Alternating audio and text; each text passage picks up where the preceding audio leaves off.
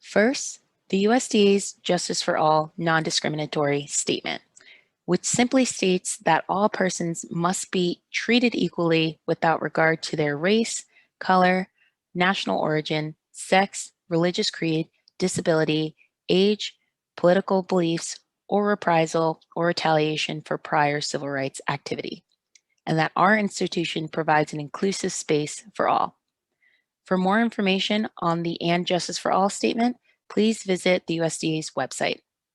Hello, and thank you for joining Rutgers Cooperative Extension of Camden County's Department of Family and Community Health Sciences. Today, we're going to be talking about dairy. In previous videos, we've gone through different aisles of a grocery store, trying to give you tips and tricks in order to help you choose healthier options. Today, we're going to be focusing on milks and other calcium sources. We're going to be talking about the recommendations, why it's important for us, and some things to be mindful of when shopping. So the daily recommendation for dairy is 2 to 3 cups a day.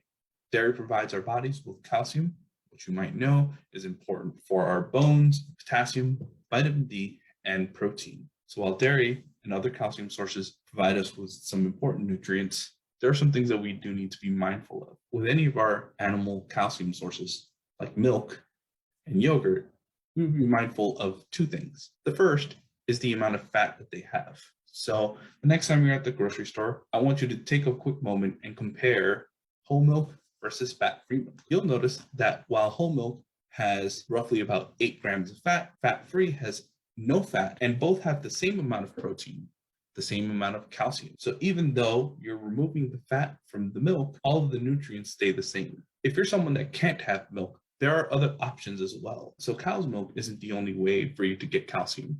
You also have the options of calcium fortified orange juice, sardines, plant-based milks like soy milk or almond milk, and you can also turn to dark leafy greens like kale and turnip greens as well. So aside from just the fat content, you also have to worry about sugar, and this is more specifically for yogurt. Yogurt, while you also have to be careful with the amount of fat it has, you also need to be careful with the amount of sugar in the flavored one. If you're choosing one that is vanilla or strawberry flavored, that's going to have a lot more added sugar than an unflavored option. So instead, here's a recipe that you could try out. So try adding fresh fruit. Choose your favorites like strawberries or blueberries and add them in to make your own breakfast parfait. Remember to choose low-fat yogurt to reduce and eliminate fat from it, and even add a little bit of granola. This recipe from eatfresh.org is a great example and will be linked in the comment section. Here's some takeaways for today. Remember to choose low-fat, fat-free dairy options, and be careful of added sugar in any of your dairy choices. If you're someone that can't have dairy, remember that there are other calcium sources that don't use dairy. So if you can't have dairy, or you want to have a little bit more calcium that doesn't come from cow's milk, you also have those options as well. Thank you for tuning in. Remember to go give our Facebook page a follow. We also have more videos giving tips and also recipes as well.